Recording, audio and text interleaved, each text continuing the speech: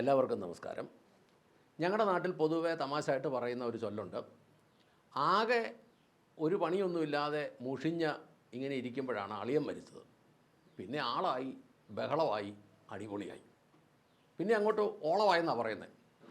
എന്ന് പറഞ്ഞ പോലെ ലോകകപ്പ് ഫുട്ബോളും ഡൽഹിയിലെ യുവജനങ്ങളുടെ സമരമൊക്കെ കഴിഞ്ഞു. അപ്പോൾ വീണ്ടും ചില യാഥാർത്ഥ്യങ്ങളിലേക്ക് നമുക്കിനി ശ്രദ്ധ തിരിക്കേണ്ടതുണ്ട്. ആ ഓളമൊക്കെ അങ്ങ് കഴിഞ്ഞു. വാർത്താമാധ്യമങ്ങളുടെ റിപ്പോർട്ടുകൾ പ്രകാരം മുഖ്യമന്ത്രി വി ഡി സതീശൻ്റെ നേതൃത്വത്തിലുള്ള സംസ്ഥാന ഗവൺമെൻറ് അധികാരമേറ്റ ശേഷം ഇതുവരെ 10,400 കോടി മുതൽ 12,000 കോടി വരെ അനുദിന ആവശ്യങ്ങൾക്ക് വേണ്ടി ലോൺ എടുത്തിട്ടുണ്ട്. അതിൻ്റെ കണക്ക് നമ്മൾ കൂട്ടിയാൽ മാസം ഏതാണ്ട് 6,000 കോടി രൂപ വെച്ച് ലോൺ എടുക്കുന്നുണ്ട്. 6,000 ഗുണം 12 മാസത്തെ കൂട്ടിയാൽ 72,000 കോടി. അത് 5 വർഷത്തേക്ക് കൂട്ടിയാൽ 3,60,000 കോടി. സംസ്ഥാനത്തിൻ്റെ ഇപ്പോഴത്തെ കടമെന്ന് പറയുന്നത് 7 ലക്ഷം കോടിയുടെ കൂട്ടത്തിൽ ഈ 3,60,000 കോടിയും കൂടെ കൂട്ടുമ്പോൾ ഈ ഭരണം 5 വർഷം പോകുകയാണെങ്കിൽ അത് തീരുമ്പോൾ ഏതാണ്ട് 10,60,000 കോടിക്ക് മുകളിൽ പൊതുക്കടം എത്തും എന്നൊരു വാർത്ത വീണ്ടും വെളിയിലെത്തുന്നുണ്ട്. കാലിയായി കിടക്കുന്ന അല്ലെങ്കിൽ പൂച്ച പറ്റി കിടക്കുന്ന ഖജനാവ് നിറയ്ക്കുമെന്ന് ജനങ്ങളോട് പറഞ്ഞത് ലോൺ എടുത്ത് നിറയ്ക്കും എന്നായിരിക്കും ഉദ്ദേശിച്ചതെന്ന് എനിക്ക് മനസ്സിലാകുന്നത്. തെറ്റായ GDP കണക്കുകൾ ഉയർത്തി കാണിക്കുന്നത് സംസ്ഥാനത്തിൻ്റെ പ്രതിച്ഛായ ഒരിക്കലും വർദ്ധിപ്പിക്കുകയില്ലെന്ന് മാത്രമല്ല, പ്രായോഗിക തലത്തിൽ വലിയ തിരിച്ചടി ഉണ്ടാകും. പുതിയ ഗവൺമെൻറ് ഭരണത്തിലേറുമ്പോൾ സ്വാഭാവികമായും കഴിഞ്ഞ ഗവൺമെൻറ് തുടർന്ന് വന്ന നയങ്ങളിൽ മാറ്റം വരുത്തുവാൻ സമയം ആവശ്യമായി വരും. അത് നമ്മൾ സമ്മതിക്കുന്നു. ആ കാര്യം അംഗീകരിച്ചുകൊണ്ട് തന്നെ പറയട്ടെ, കഴിഞ്ഞ 10 വർഷമായി കണക്കുകൾ ഓഡിറ്റ് ചെയ്ത് കേന്ദ്രത്തിന് കൊടുത്തിട്ടില്ല എന്ന് പറയപ്പെടുന്നു. അതുകൊണ്ട് കൃഷിക്കാരന് കൊടുക്കാനുള്ള നെല്ലിൻ്റെ വില പോലും ഇനി കേന്ദ്രത്തിൽ നിന്ന് കിട്ടാൻ പ്രയാസം നേരിടും എന്നും പറയപ്പെടുന്നു. എന്തുകൊണ്ടാണ് പുതിയ ഗവൺമെൻറ് അധികാരത്തിൽ വന്നിട്ട് ഇതുവരെയായും ആ കണക്കുകൾ ഓഡിറ്റ് ചെയ്ത് കേന്ദ്രത്തിന് കൊടുക്കാൻ തയ്യാറാകാത്തത് എന്നത് ഈ ഗവൺമെൻറ്റിൻ്റെ തുടക്കകാലത്ത് ഏറ്റവും പ്രധാനപ്പെട്ട ഒരു ചോദ്യമാണ്. അടുത്തത്, വ്യവസായം എന്ന് പറഞ്ഞാൽ വിഴിഞ്ഞം തുറമുഖവും കൊച്ചിൻ ഷിപ്പ്യാർഡും പോലെയുള്ള പ്രസ്ഥാനങ്ങൾ മാത്രമല്ല എന്നതാണ് യാഥാർത്ഥ്യം. സാമ്പത്തികമായി വിജയിച്ച സംസ്ഥാനങ്ങൾ വലിയ പദ്ധതികളോടൊപ്പം പൊതുജനങ്ങളെ ഉൾക്കൊള്ളിച്ചുകൊണ്ടുള്ള ചെറിയ അനേകം പദ്ധതികളും കൂടെ നടത്തി വിജയിപ്പിച്ചെടുത്തതാണ് അവരുടെ വിജയത്തിൻ്റെ അടിസ്ഥാന കാരണം. ഈ മേഖലയിലേക്ക് സർക്കാരിൻ്റെ ഒരു ചെറുവിരൽ അനക്കം പോലും ഉണ്ടായി തുടങ്ങിയിട്ടില്ല എന്നതും നമ്മൾ ശ്രദ്ധിക്കേണ്ടതാണ്. എന്തുകൊണ്ടാണ് മാസം 5,200 കോടി മുതൽ 6,000 കോടി വരെ കടമെടുക്കേണ്ടി വരുന്നത്? നിലവിലുള്ള സംസ്ഥാനത്തിൻ്റെ നികുതി വരുമാനം കൊണ്ട് ചെലവുകൾക്ക് പോലും തികയുന്നില്ല എന്നല്ല യാഥാർത്ഥ്യം. അപ്പോൾ എന്തു ചെയ്യണം? ചെലവ് കുറയ്ക്കണം. ചെലവ് കുറയ്ക്കാനായി എന്തെങ്കിലും നടപടികൾ ഈ പുതിയ സർക്കാർ എടുത്തതായിട്ട് നിങ്ങൾക്കാർക്കെങ്കിലും അറിയാമോ? ഉണ്ണിയെ കാണുമ്പോൾ അറിയാം ഊരിലെ പഞ്ഞം എന്നൊരു പഴഞ്ചൊല്ല് കേട്ടിട്ടില്ലേ? ചൊട്ടയിലെ ശീലം അങ്ങ് ചൊടല വരെ പോകും എന്നൊരു പഴഞ്ചൊല്ലും കേട്ടിട്ടുണ്ടല്ലോ. തുടക്കത്തിലെ ഇതാണ് രീതിയെങ്കിൽ മുമ്പോട്ട് എന്താകും? ഈ മത്തൻ കുത്തിയാൽ കുമ്പളം മുളയ്ക്കുകയില്ല എന്ന് പറഞ്ഞതുപോലെ LDFൻ്റെ നയങ്ങളും ഉന്നത ഉദ്യോഗസ്ഥന്മാരും ഒക്കെ ആയിട്ട് ഇങ്ങനെ മുന്നോട്ട് പോയാൽ 5 വർഷം കഴിയുമ്പോൾ പൊതുക്കടം ഇന്നത്തെ 7 ലക്ഷം കോടിയിൽ നിന്ന് 11 ലക്ഷം കോടിയിലേക്ക് ഉയരും എന്നത് ഒരു സംശയമില്ലാത്ത കാര്യമാണ്. ഈ ഗവൺമെൻറ്റിനെ പൊതുജനം അധികാരത്തിലേറ്റിയിരിക്കുന്നത് 5 വർഷത്തേക്കാണ്. ഇനി മുഖ്യമന്ത്രി വി ഡി സതീശൻ അവതരിപ്പിച്ച ആദ്യ ബഡ്ജറ്റ് നമ്മളൊന്ന് ശ്രദ്ധിക്കുകയാണെങ്കിൽ റവന്യൂ വരവ് 1,69,646 കോടി രൂപയാണ് ഉള്ളത്. സംസ്ഥാനത്തിന് നികുതി ഉള്ളത് 99,002 കോടി രൂപ. നികുതി ഇതരമായിട്ട് കിട്ടാനുള്ളത് 18,760 കോടി രൂപ. കേന്ദ്രത്തിൽ നിന്ന് 49,288 കോടി രൂപ. മൂലധന വരവ് 57,921 കോടി രൂപ. കടമെടുപ്പ് 56,405 കോടി രൂപ. ആകെ വരുമെന്ന് പ്രതീക്ഷിക്കുന്നത് 2,27,567 കോടി രൂപ. പക്ഷേ ചെലവ് പ്രതീക്ഷിക്കുന്നത് 2,05,002 കോടി രൂപ. ഇനി മൂലധന ചെലവ് 22,565 കോടി രൂപ എന്ന് പറഞ്ഞാൽ ഈ ആസ്തികളുടെ എല്ലാം കൂടെ പരിപാലന ചെലവ്. റവന്യൂ കമ്മി 35,355 കോടി രൂപ, വരവിനേക്കാൾ കൂടുതൽ ചെലവ് കമ്മി.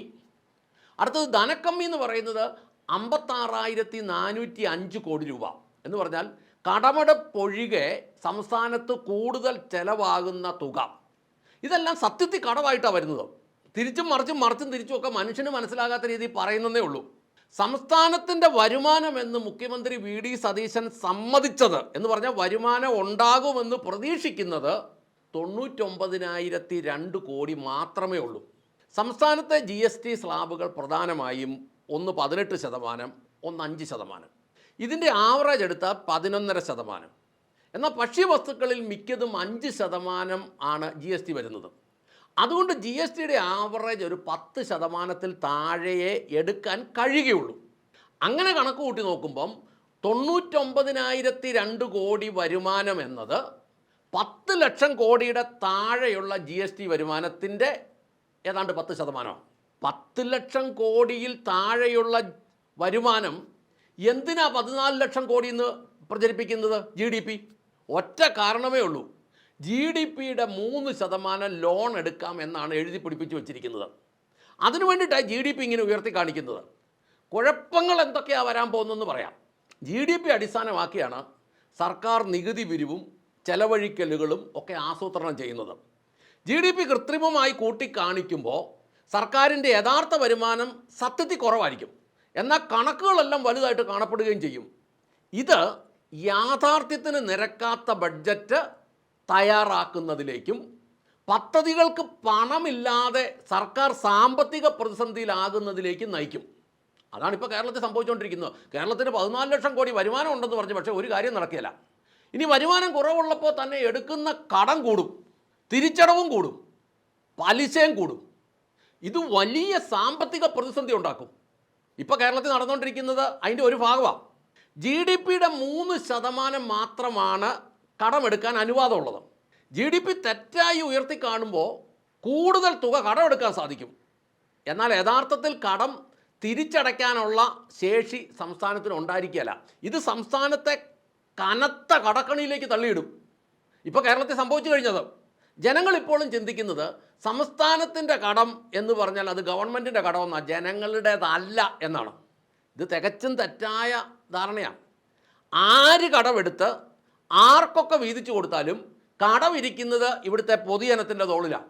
ഇതുമൂലം നികുതി വർദ്ധിക്കും, ഇന്ധന ചാർജ് വർദ്ധിക്കും, പെറ്റികൾ വർദ്ധിക്കും, പെനാൽറ്റികൾ വർദ്ധിക്കും, ജനജീവിതം ദുസ്സഹമായി മാറും.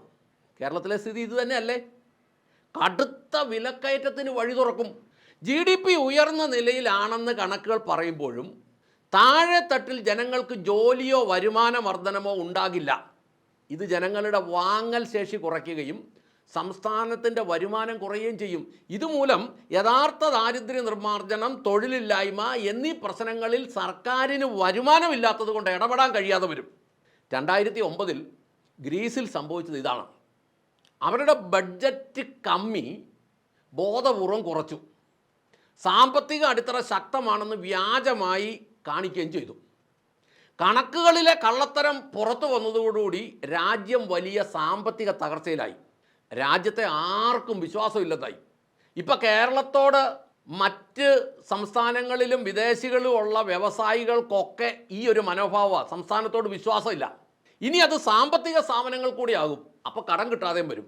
കടം കിട്ടാതെ വന്നാൽ ശമ്പളം മുടങ്ങും, പെൻഷൻ മുടങ്ങും. ഇപ്പം തന്നെ പല ഡിപ്പാർട്ട്മെൻറ്റുകൾക്കും മുഴുവൻ സമയം ഒന്നും കൃത്യമായിട്ട് പെൻഷനോ ശമ്പളമോ കൊടുക്കാൻ പറ്റുന്നില്ല. ഇതെല്ലാം ഇതിൻ്റെ ലക്ഷണങ്ങളാണ്. ഇല്ലാത്ത വരുമാനം എന്ന് പറഞ്ഞാൽ ഇല്ലാത്ത GDP ഉയർത്തി കാണിക്കുന്നത് സാമ്പത്തിക കുമിള എന്ന് പറഞ്ഞാൽ ഇക്കണോമിക് ബബിളാണത്. കുമിള പൊട്ടാൻ അധികം സമയമൊന്നും വേണ്ട. പരിഹാരം എന്താണ്? ചെലവ് കുറയ്ക്കുക എന്നല്ലാതെ ഇതിനൊരു പരിഹാരം ഇല്ലെന്നുള്ളതാണ് സത്യം. പിൻവാതിൽ നിയമനങ്ങൾ 1,83,000 പേരുണ്ട്. അവരെ ഉടനെ നിരുപാധികം പിരിച്ചുവിടണം. അതിനെക്കുറിച്ച് 2 മാസമായിട്ടും ഈ ഗവൺമെൻറ് ഒരക്ഷരം പോലും മിണ്ടുന്നില്ല. ഇനി ഏറ്റവും പുതിയ സാങ്കേതിക വിദ്യ ഉപയോഗത്തിൽ വരുത്തി ഉദ്യോഗസ്ഥന്മാരുടെ എണ്ണം 3-1 കുറയ്ക്കണം. സർക്കാർ മെക്കാനിസത്തിൻ്റെ എണ്ണം കുറയ്ക്കണം. അത് വകുപ്പുകൾ തൊട്ട് മന്ത്രിമാർ തൊട്ട് ഉദ്യോഗസ്ഥന്മാരെ പോലും കുറയ്ക്കണം. ഒരു പൈസ പോലും അനാപത്ത് ചിലവായി പോകാതെ നോക്കണം. തട്ടിപ്പുകളും വെട്ടിപ്പുകളും ഇല്ലാതാക്കണം. എല്ലാ ടെൻഡറുകളും സുതാര്യമാക്കണം. അതെങ്ങനെയാ? ഇവിടെ ഊരാളുങ്കലിനെ വരെ വീണ്ടും ടെൻഡർ ഇല്ലാതെ വർക്ക് കൊടുക്കാൻ പുതിയ ഗവൺമെൻറ് സമ്മതം കൊടുത്തിരിക്കുക. അപ്പോൾ ഇത് വല്ലതും നടത്താനുള്ള ഉദ്ദേശമുണ്ടോ? ഒന്നിലധികം പെൻഷനുകൾ നിർത്തലാക്കുകയും ജീവിക്കാൻ വേണ്ടുന്ന തുക മാത്രം പെൻഷനായി കൊടുക്കുകയും വേണം. എന്ന് പറഞ്ഞാൽ ഒരു 20,000, 30,000, 50,000 ഒരു 2-3 സ്ലാബുകളായിട്ട് ഇത് ഫിക്സ് ചെയ്യണം. ഒരാൾക്ക് ഒരു പെൻഷനിൽ കൂടുതൽ നൽകരുത്. ഈയിടെ ന്യൂസ് മലയാളത്തിന് ലഭിച്ച വിവരാവകാശ പ്രകാരം KV തോമസിനായി കഴിഞ്ഞ ഗവൺമെൻറ് ചെലവഴിച്ചത് 1,86,86,493 രൂപ. അതിനകത്ത് ഓണറേറിയം എന്ന് പറയുന്നത് 39,38,710 രൂപ. പേഴ്സണൽ സ്റ്റാഫിന് കൊടുത്തത് 61,83,500 രൂപ. വിമാനയാത്ര 13,04,854 രൂപ. ഇന്ധന ചെലവ് 2,20,429 രൂപ. മറ്റ് ചെലവുകൾ ഒരു 39,000 വേറെ. ഞാൻ സമൂഹത്തോട് ചോദിക്കട്ടെ, ഇത്രയും തുക അയാൾക്ക് കൊടുത്തുകൊണ്ട് ഇയാളെ കൊണ്ട് കേരളത്തിന് എന്തു പ്രയോജനം ലഭിച്ചു? KV തോമസിന് ഇതുകൂടാതെ ധാരാളം പെൻഷനുകൾ വേറെ ഉണ്ട് താനും. ഇതൊന്നും കണക്കുകൾ യാഥാർത്ഥ്യമല്ലെന്നുള്ളതാണ് സത്യം. നമ്മൾ മനസ്സിലാക്കുന്നത് ഈ അടുത്ത കാലത്ത് സർക്കാരിൽ നിന്ന് പല രേഖകളും പുറത്തു വിടുന്നതിൽ, അതായത് വിവരാവകാശങ്ങൾ ചോദിക്കുന്നതിലൊക്കെ ഇവർ വ്യാജരേഖ പടച്ചു വിടുന്നുണ്ടെന്നുള്ളതാണ്. 1-2 കേസുകൾ ഈയിടെ ഞങ്ങളുടെ കൈ കിട്ടിയിട്ടുമുണ്ട്. കാരണം ഇത് വ്യാജമായിട്ട് കൈ കൊടുത്തത്. അതിൽ ഒരെണ്ണം കേസായി ഹൈക്കോടതിയിലേക്ക് നിൽക്കുക.